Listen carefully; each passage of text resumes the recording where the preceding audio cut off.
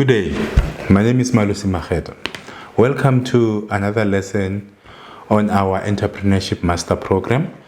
We're still looking at the skills program project management, and today we're looking at project closure or project closeout. And this is the last topic on this skills program. But first, just maybe to recap the topics or the modules that we looked at and just summarize their content. And if you didn't go through those modules, you can go back, log on into our website, Super Dealmaker, and go through those modules. We started with the introductory module where we're explaining what is project management, the importance of project management, and highlighting certain things. And we've done the case studies now. We looked at our case studies that we're using throughout the program, which is the McDonald's story, the Auckland Ace story, which is called from the movie or the book Moneyball. And then we're looking at AEY, the War Dogs, the movie War Dogs. And all these are based on true stories. So that's why we use them as case studies for this program. So we analyzed project management, how they manage their project in those three scenarios. And we took out the learnings from those movies.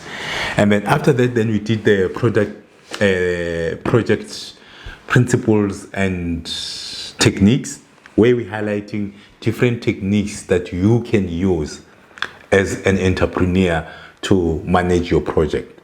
Remember now, just to recap, the project management is very, very important because it helps small businesses or entrepreneurs in general achieve or execute projects that they've been given successfully.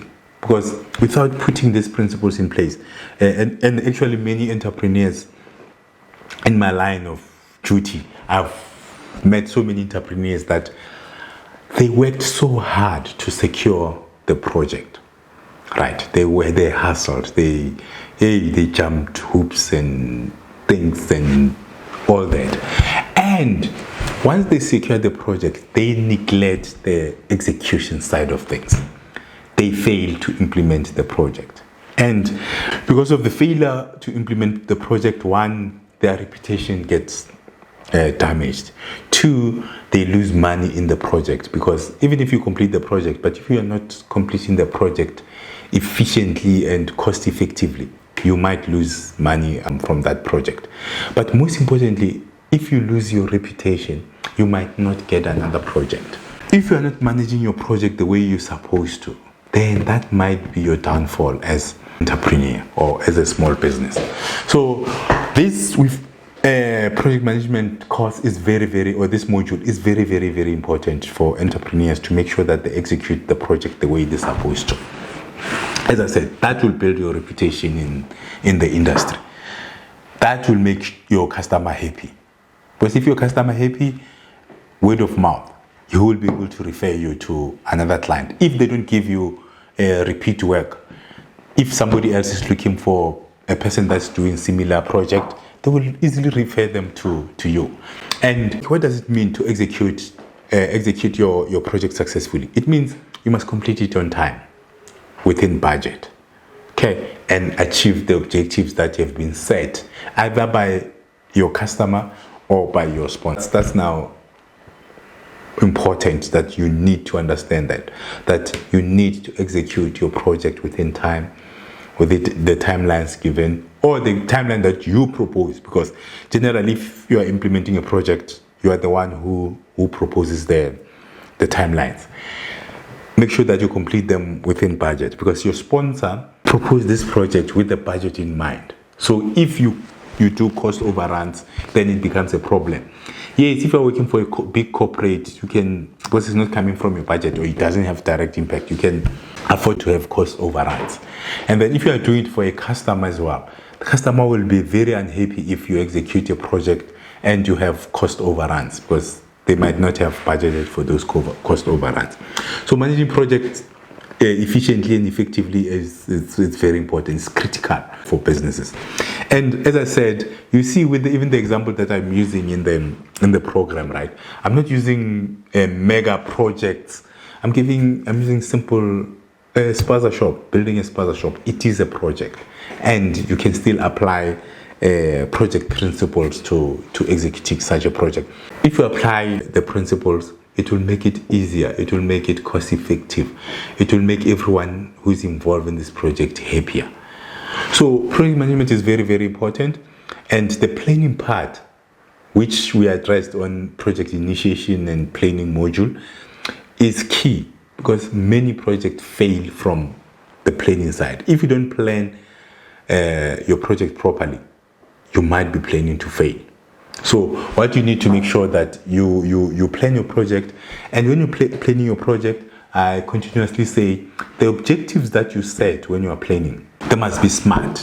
One, they must be SMART, meaning is an acronym that is used to see if the objectives that have been set are achievable, right? So in terms of that's SMART, your objectives of the project, or what you want to be achieve when you're setting up a project, when you are initiating a project.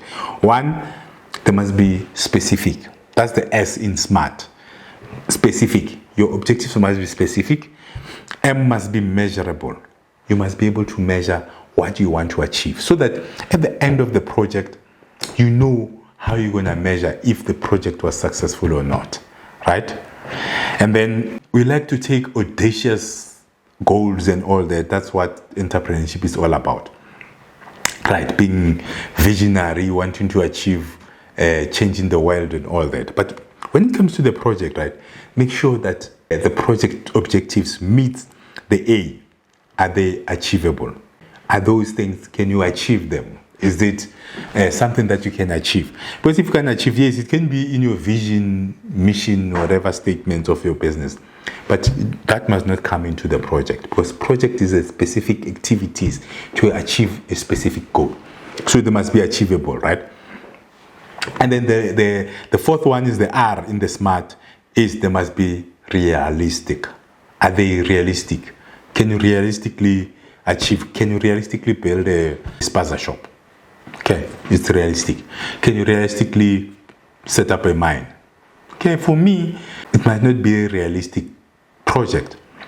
Okay, not that I'm not ambitious or anything. It's just that I don't have the resources, I don't have the skills. I don't have interest in the mining space. I don't have interest in setting up the mine. So if I just now, okay, I want to wake up one day and say, I know I want to set up a mine, that might not be realistic for me, right? So even for you, if you are setting up a project, you must have realistic objectives.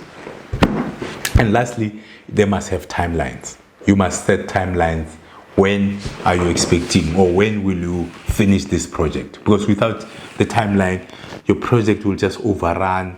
They have scope creep, where you just adding things and to no end, which now it will cost you a lot of money, and it's just inefficient. So there must be timelines when you're setting, you initiating a project, right?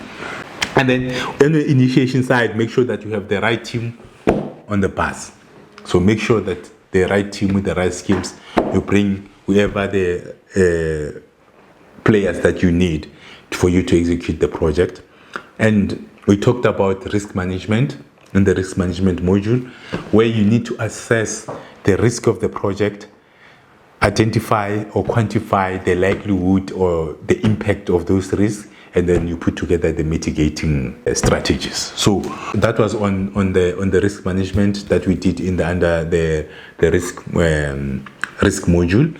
Then we went into the execution, control, and reporting module.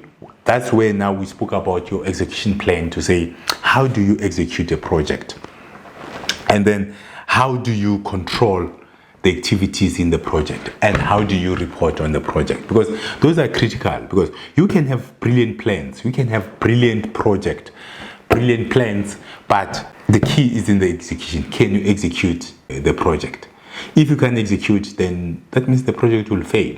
So in that module, we discussed the principles and the techniques that you can use or you can apply in executing your project, and the control mechanism that you can put in place to control the activities within your project.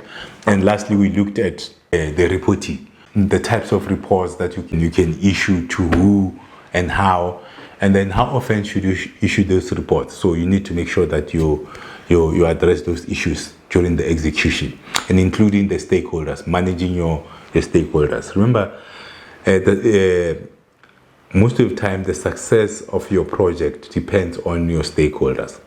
So you need to make sure that you identify the stakeholders, you identify their interests, then you develop the stakeholder engagement strategies. But we spoke about that, and if you need more on stakeholder management, we have the whole skills program on stakeholder management. You can register for that, and then you just go through. It tells you what you need to do when you are doing stakeholder engagement. That will improve the chances, or it reduces the risk of your project failing, because you're not an island. You are operating within an environment. So your stakeholders do contribute to. They are key contributing factors. It's one of the key contributing factors to the success of your business. So you need to make sure that you know your stakeholders, you manage them accordingly, you are open, you are fair with your stakeholders, they understand the project, so that they can be the advocate for your project. They can help you succeed. Because if you have your stakeholders around you, it makes it easier for your business to be successful. But if you have your stakeholders against you, then you have momentous task to make your business successful. Okay, so that's the summary of the lessons that we've gone through to this stage. And now today we're just looking at the project closeout or project closure. Yes, okay. Remember, they say you can ignore this at your own risk, because project closure or project closeout is very, very important. Because remember the saying that it's not about how you start, it's about how you finish. And then I also use the example of you going to a restaurant. When you walk in, the waiter will be enthusiastic and happy to service you, and then they can show you where to sit, they take your orders, they still have the energy going when they're taking your orders. Then they go place your order. Then now that you have ordered and they know how much more or less the bill, and they already calculated how much they're going to make, then they start losing interest in coming to ask you if you're still fine, if there's anything you need, did you enjoy your food. Okay, not all waiters, but generally when you see the trend in terms of how you are being given attention, the attention from when you walk in, by the time you leave, it be going down like this. Because one, they're still wondering how much you're gonna buy, whatever. So they're still interested in the project, in you. I'll come to the similarities between the entrepreneurs now. And then once you start ordering, then they know that probably we're gonna get so much in the tip. And then once they do that, then they're no longer giving you attention, right? Forgetting that your experience is throughout your time in that restaurant. It's not just before you eat. It even includes after you've eaten. You expect that common courtesy where they come check on you. Are you still fine? There's anything that you need? Can I do anything? Whatever, to make your stay more enjoyable. So once they lose that end part, you might even thought that you're going to give them maybe an extra tip. But once they start slaking towards the end, you start thinking, should I even give them the tip? Are they worth the tip? Because you already forgotten the energy that they gave you from the beginning. You are focusing on the immediate last experience that you had with them. So even when you paying the bill, the thinking is on the last experience that you had with them. So you might not give them a lucrative or a nice a tip because of the last experience. And this also applies to entrepreneurs, right? They go all out to look for business. They hustle, they do all the things that they need to do, right? They secure the business, right? And once they secure the business, then that's when the energy level starts to drop. When they start executing, they start lacking. They don't implement proper project management principle. They don't do things the right way, right? Because they already seeing the cash. They know how much they're gonna get. They know they secured the bag, right? So now on the execution side, they start lacking, right? And then on the execution, and then because sometimes project they pay you progress payments, right? And by the time they get to project closure or the closeout portion, they might have maybe already been paid, let's say 80% of the project. So they're no longer interested in this closing this project. Now they're looking for a new project. Like the waiter now is looking, she or he is looking for a new customers that they're coming in because they already secured you. So even with the entrepreneurs, because they already secured the project, then they don't finish it off the way they're supposed to finish it off. And they're forgetting that is the last impression the client will have of you. So if you don't give your clients the final reports, or you don't do the final things that you need to do, it's like us in training. We do the training facilitation, we do all that, we do the assessments, and the last part is to giving the students the certificates, right? And it becomes a tedious process. But because the student we already did what you're supposed to do, and it's just to engage with the QCTO or the relevant CETA to get the certificate, and you don't do that, you don't do it with that energy that you had. And that means that last interaction that you are having with your client is the interaction that the client will remember. That's why I'm saying project closure is as important as project planning, execution, and implementation or execution. So you need to make sure that when you're closing the project, you do it the way you're supposed to do it. You do it to the best of your ability, so that you leave that lasting impression with your client. The client will remember the last moment that you spent together, which is on the project closure. As I said earlier, that the saying is true when it comes to project, to say it's not how you start, it's how you finish. So there are certain things that you need to make sure that you do when you're closing the project. So don't neglect this portion of your project, because it might affect your reputation. It might affect your future or the next project that you are getting. You might not get a project because the customer was not impressed about your finishing. You might have, maybe if you're a wedding planner, you might have planned a brilliant wedding for your customer.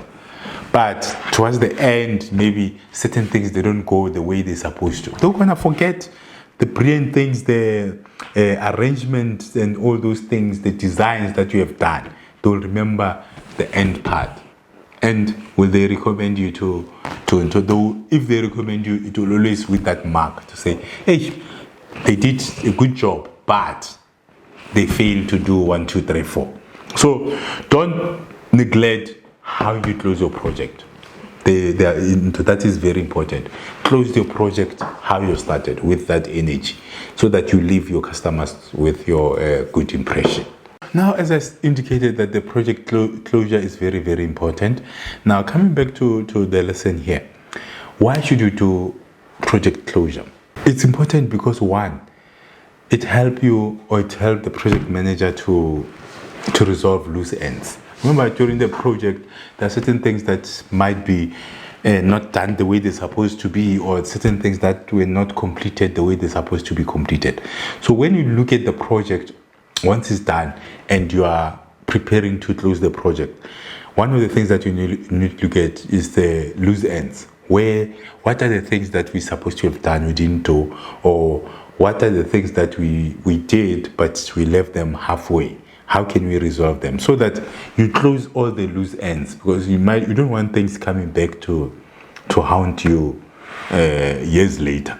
make sure that everything, you sign off the contracts, you make sure that if you have to issue certificates, the certificates are issued to whoever that they need to be issued to, and the project is closed, so that you know that when you're moving away from that project, then you know that the project is closed, right? Like the example of our Spaza project.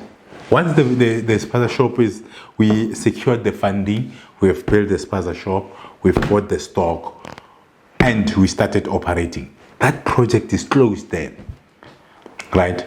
Then we make sure that the funder is paid, the building plans are fine, the fire things are sorted, the funding, whatever the things that were there with the funding and all those things are done. We know how much we need to repay. So we close that project development. Then we can come up with another project, but we make sure that everyone who was involved, consultants were paid, things were filed, the documents were put together, we have a file for the project for future references, so that the project is closed the way it's supposed to be closed. There are no loose ends. So that's one of the key reasons why you need to close the project. The second one is, in any project that you take, there will always be the learning. So the lessons learned. So when you close the project, you need to look at the lessons that were learned from implementing that project. There are certain mistakes that might have been made. There are certain things that maybe you didn't think about when you were initiating the project, but they came to light when you were executing the project. So when you're closing the project, make sure that you identify all the lessons that were learned from the project, right? And then you document them accordingly, so that in future, if you happen to get a similar project, then you're going to have the lesson learned, so that whoever is going to execute that project will be able to go to the file and see what happened, what did we learn from this project, so that you don't repeat the same thing. Remember, Einstein said that insanity is doing the same thing expecting different results. So if you don't capture the lesson learned, you might do the same things expecting different results. So the part of the project closure or project closeout is making sure that the lessons learned are captured, and you maintain that knowledge within the organization, so that the future project can be executed much better or more efficiently than the old projects. So without those lessons learned, the project team, if it might not be the same people, it might be different team members, and they might make the same or more or less the same mistake that were made before. And as we're looking at the lesson learned, obviously it's part of knowledge management, right? As an organization, you need to have systems in place to make sure that you manage the knowledge. The learnings must be captured to make sure that it takes your business forward, because it doesn't help you to learn certain things and you repeat them a year later. So the project closure is part of that knowledge management system, where you make sure that you capture the knowledge that was learned from a project, so that it can be used in the next project, so that you can execute your project more efficiently. Okay, and then another thing, where you close the project and you give the reports and you recognize the team members, it will give them that sense of achievement, right?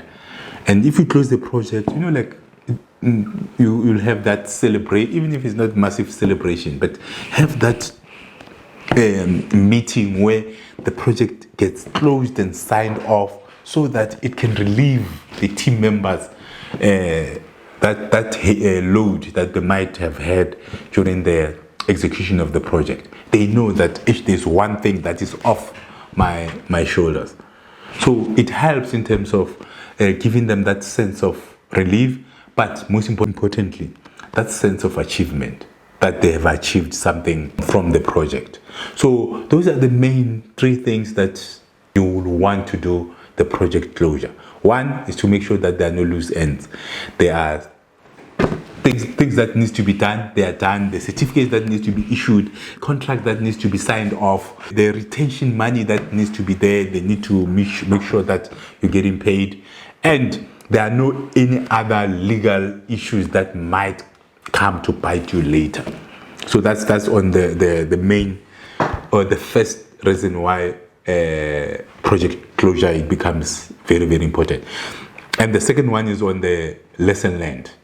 To capture the knowledge, it's knowledge management, to make sure that you identify all the lessons that have been learned, and then so that you don't repeat the same mistakes. But also you will benefit, apart from avoiding making the same mistakes. Remember, there might be better ways that, or a better methods or improved methods that the team learned when they were executing the project. So those benefits might be transferred from that project to the next project.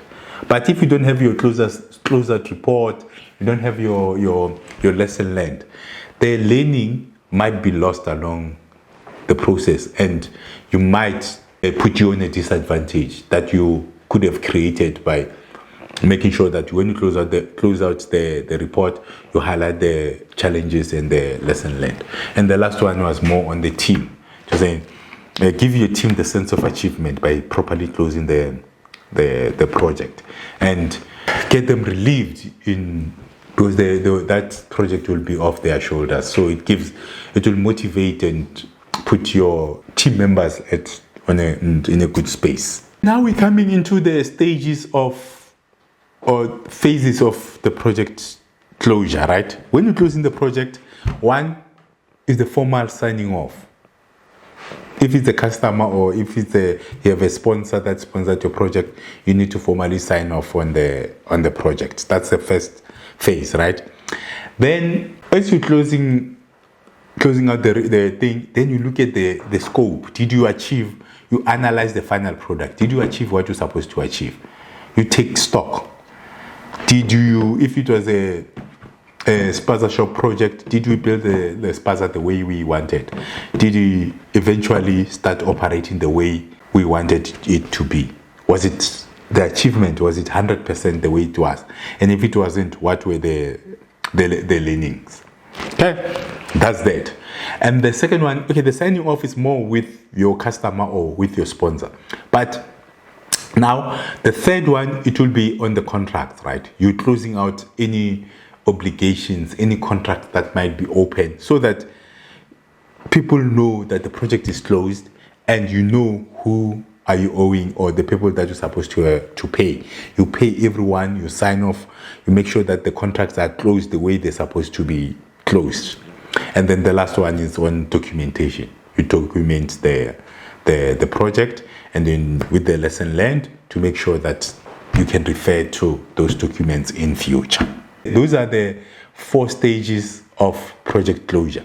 The first one, as I said, is on the closure with the customer or the sponsor. So you sign off to say, did you receive the product that you're looking for? Or did you receive the service that you wanted in this project? Then they sign off. The second one is you analyze the achievement. Did you achieve 100% of what you plan to achieve? And if not, you identify where are the problems and all that. And then the third one is contracts and procurement stuff. Did you pay all your suppliers? Did you make sure that all the things that were supposed to be delivered are delivered? Because you can close the project, and 2-3 months later, you get a phone call from your supplier to say, hey, I'm still waiting for my money. And you already went to Dubai or whatever. Then you don't have the money to pay your supplier. So you need to make sure that you close out all the suppliers, the procurement staff, if there's no one that you owe, so that when you close that project, you know it's a project that is closed. The last one is on the documentation. Make sure that you document those lessons learned. Make sure that the project documents are kept safe, because remember, generally you need to keep the records for 5 years if you enter into a contract with people. So you need to keep those documentations for at least 5 years. So make sure that they are properly documented and indexed and all that, so that if you were to look for those documents, you know where you're going to find the file. right? And even for future project managers, they can go to back to the documents and learn from them and see how certain things were done. So those are the three or the four phases of project closure or closing the project. All right, now we're going into the actual activities, right? I just highlighted the phases of project closure or closing the project. And then now we're going into the actual activities. So remember the first one of the phases to make sure that the loose ends are dealt with. So you go back to your project report, your status report, your project health report, your risk reports. You know those reports that we spoke about to say when you are executing a project, there are certain reports that you need to issue. You go through those reports to see if there are any, call it loose ends, things that they're supposed to have been resolved and they were not resolved. And you prepare a list of a closeout report to say this is the checklist, call it a checklist to say these things were highlighted and this is how we dealt with them. It's like when somebody build a house for you.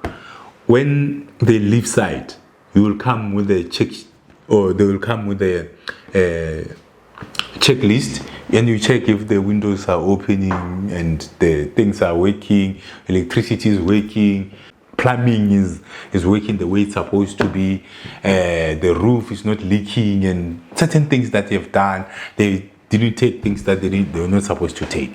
That's the checklist. So even in project management or project closure, you must have such checklist and go through the things that you're supposed to have done, the things that you didn't do, and put an action plan in place to close those loose ends, right? And then the next step or the next activity is to organize a one-on-one meeting with your team members so that you can get feedback from them to understand how did they see it, what were the learnings and all that. That's now for engagement purposes to identify potential areas. Remember, I said on the phase to say the lessons that were learned from project, they must not be lost. So one-on-one meeting, it will be one of those instruments that you use to capture the learnings from the project.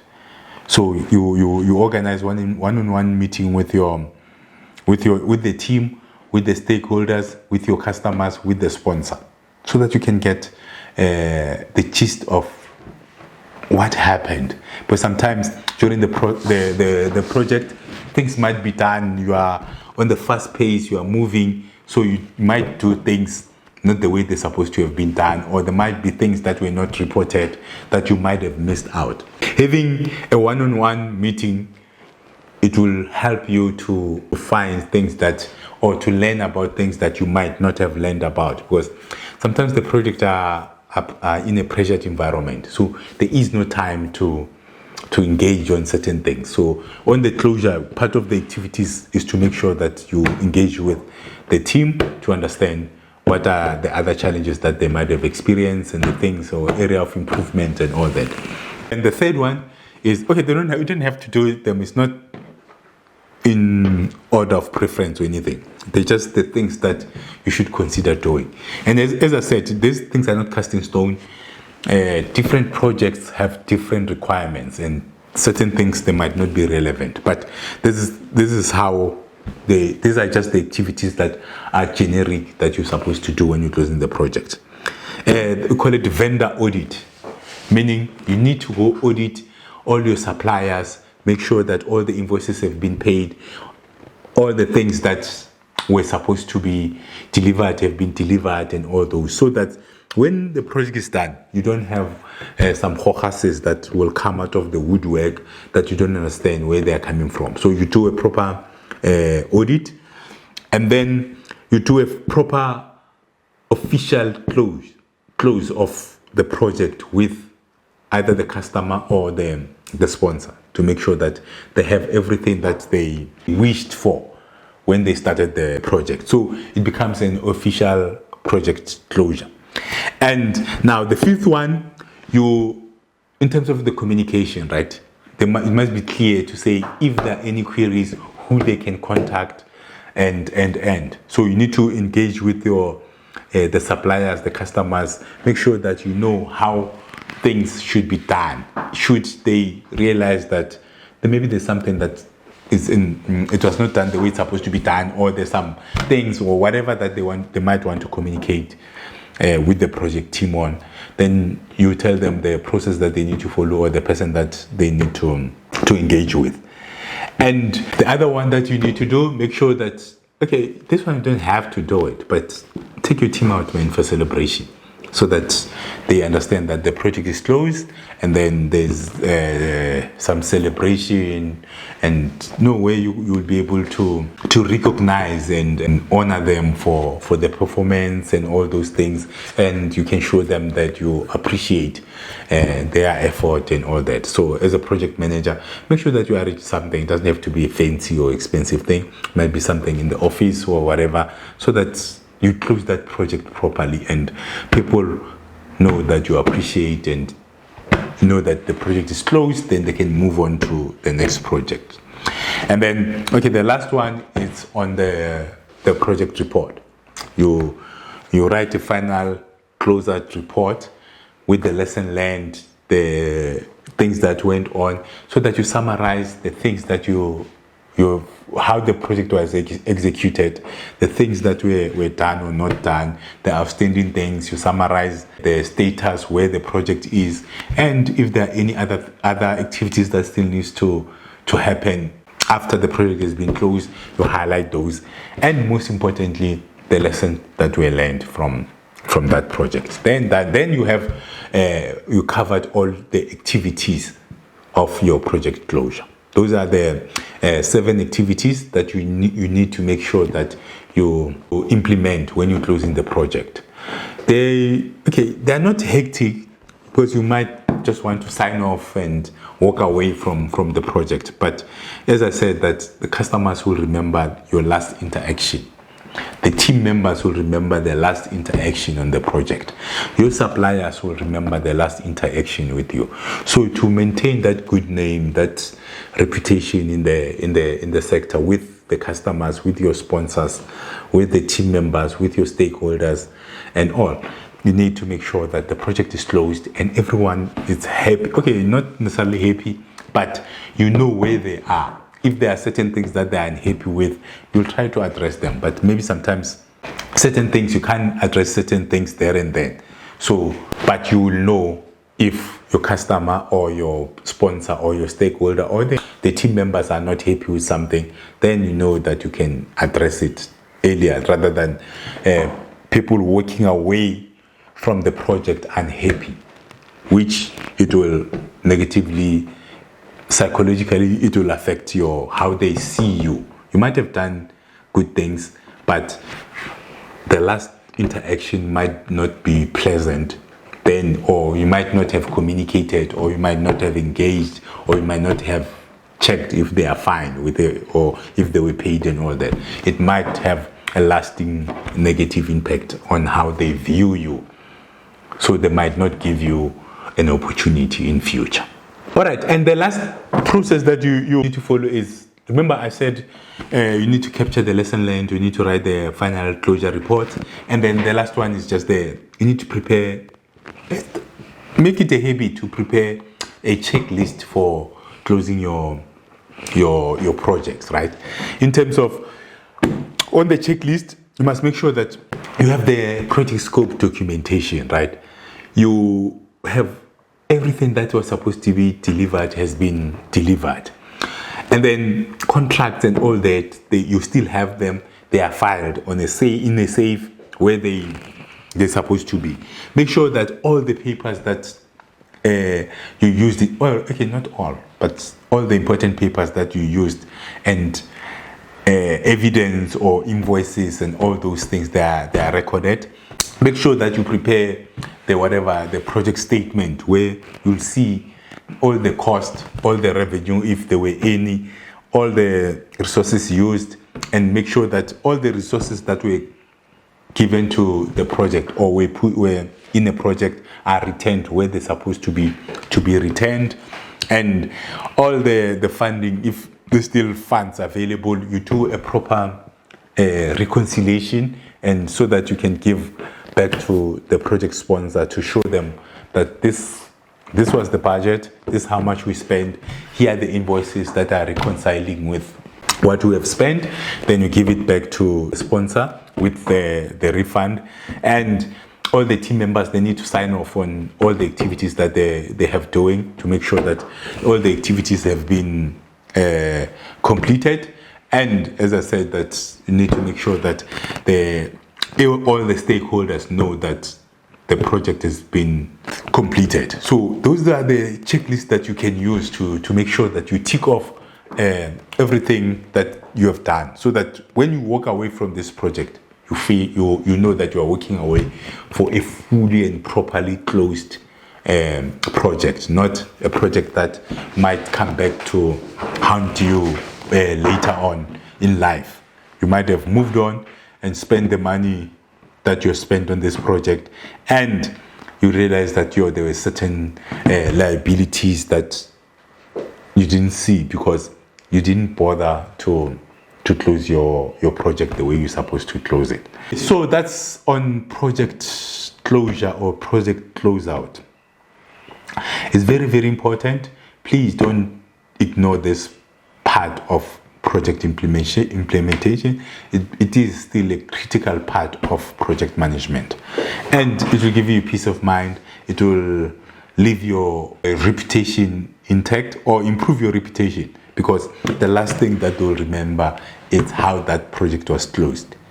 So make sure that you do proper things, you follow fair processes when you're closing out the project, and you recognize the performance of your team members, you inform or you communicate with your stakeholders, and you make sure that you have the lesson learned from the project that can be used in future projects. All right, so that's our lesson on project closure. I hope you've learned something and you'll implement it in your business or in your unit or wherever that you might be applying the project, even at home. If you are running a project from home, these are the principles that you can use to manage your project efficiently. I thank you.